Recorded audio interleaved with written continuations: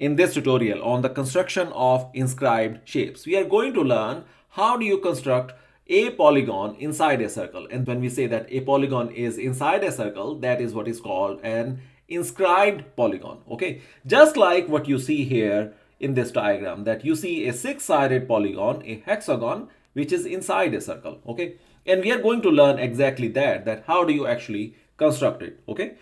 Now, in this tutorial, we are keeping our focus strictly on constructing a regular polygon, okay? And we will cover three shapes: a regular hexagon, an equilateral triangle, and then we will cover a square.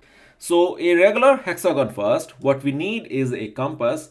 Let's say I position this compass at any point and open it up to certain radius, any radius, okay? At this moment, we are not focused on the dimension of the radius. We are only focusing on creating a circle.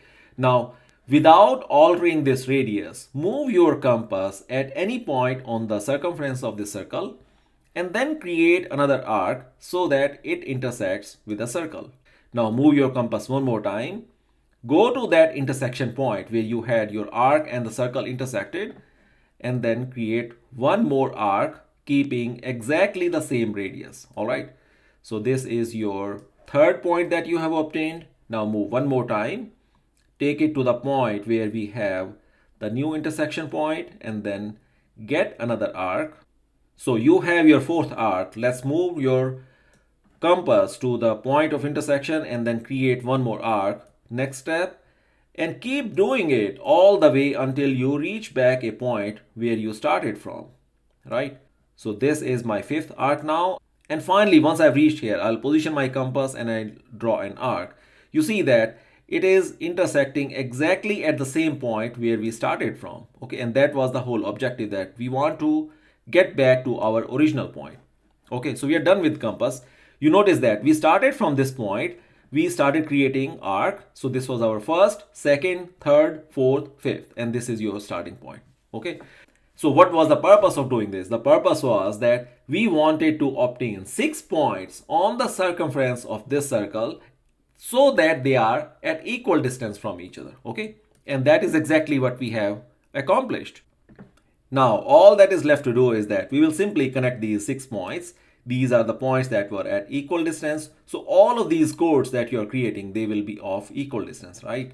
So we have our 6 points connected.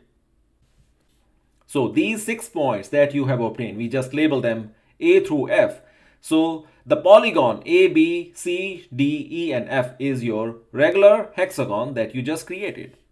So now let's talk about how do you construct an equilateral triangle inside a circle. So majority of the steps are going to be the same. So let's say we have a circle at center O, and then using this circle with some radius, we will keep the same radius and then we obtain 6 arcs, just like what we did while we were creating a regular hexagon. So you obtain your 6 points.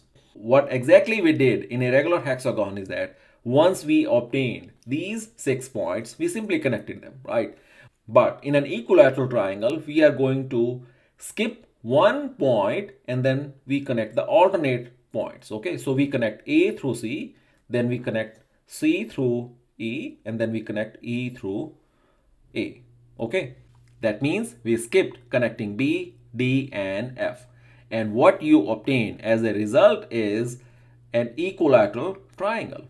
And the reason we are saying that all 3 sides are equal is because these points were at equal distance from each other, right? So the lines connecting those points will also be at equal distance. So this is how you construct an equilateral triangle. So let's talk about constructing a square now. Constructing a square is not hard at all. What we do is, first let's obtain a circle, all right, any radius. And let's say we are done with the compass now.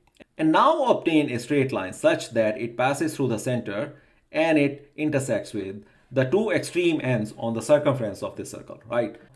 Next, I will use a protractor tool. What I want to obtain is that I want to obtain a perpendicular bisector of this line.